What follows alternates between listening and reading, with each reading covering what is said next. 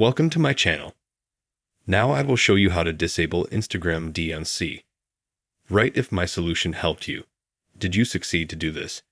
If you still have any questions, please let me know below in the comments. I will definitely read and answer.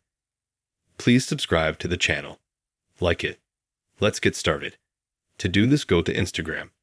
Then open your profile.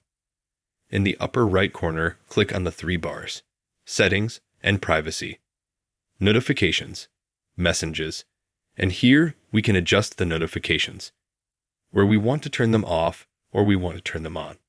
That is, we can just turn them off on the messenger so that they come without sound, or turn them on. We can also turn them off in the group. After that, there are different functions. That is, in this simple way, you can turn off Instagram DNC. That is, click off and turn it off. Write if my solution helped you.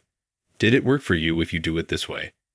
And if you still have any questions, please let me know and I will answer in the comments. Please subscribe to the channel. Give me likes. Goodbye.